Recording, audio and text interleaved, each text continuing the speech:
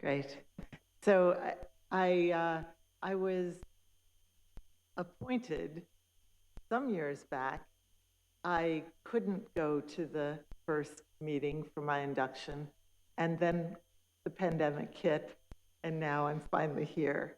And that experience has made me realize all the more how valuable this academy is, how important this academy is for the world of science and really bringing science together, and how important it is that we continue that tradition.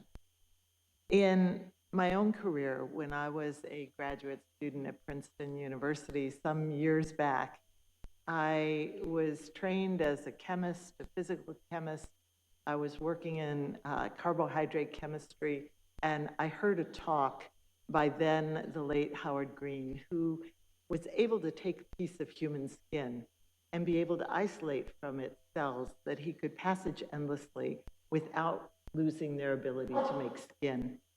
And I listened to that talk and I was so excited. I went to train with him and really have continued my interest in biomedical at the biomedical interface. We weren't calling them stem cells at the time, but that's what they were. These were the first tissue stem cells that were ever cultured in a lab. And Howard Green went on to use that technology for the treatment of burn patients, still in place today. And I was interested in how these stem cells worked, what gave them these properties to divide endlessly, to be able to make tissue, and to be able to repair tissue. It turns out that every tissue of our body has these reservoirs of tissue stem cells that are dedicated to be able to repair dying cells. We're losing 80 billion cells a day from our body, and these are the cells that are able to repair and replace them. And I began by working out the genetic basis of a group of different blistering skin disorders.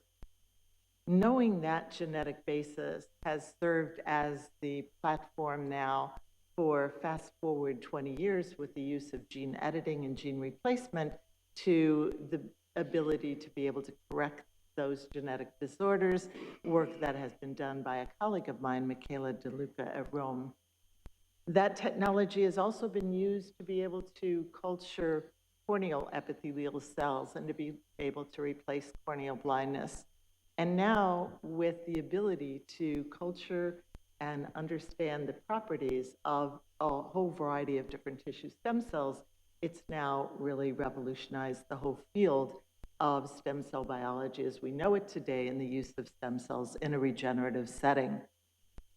So over my independent career, beginning at the University of Chicago with the experience that I've described to you, but then also continuing at Rockefeller University for the last 20 years, I continue to work on how stem cells divide, how they differentiate, how they repair wounds.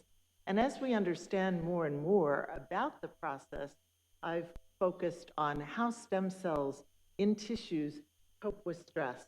Our skin is subjected to mechanical stress, subjected to ultraviolet radiation, to noxious agents, to pathogens, infections, a whole variety of different stresses. And by understanding how the stem cells respond, we can begin to understand how the stem cells go awry in disorders such as chronic inflammatory disorders or cancer. And so in the treatment, for instance, of cancers, what makes people sick is that the therapeutics harm our normal tissues as well as our cancer tissue. It's our premise that if we can understand enough about the differences between normal stem cells and cancer stem cells, we should be able to design therapeutics that will kill the cancer cells without harming the normal stem cells. So those are the kinds of experiments that my students and postdocs are doing now in the laboratory. And similarly, with regards to inflammatory disorders, we're working on how stem cells catalog.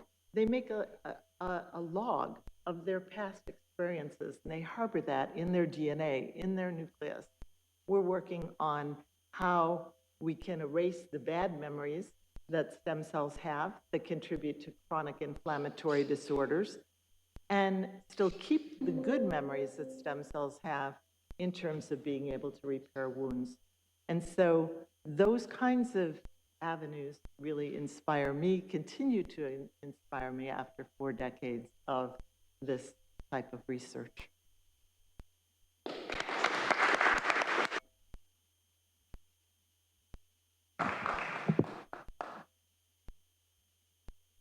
Thank you for your wonderful introduction and for what you already did, a workshop and present every other month here.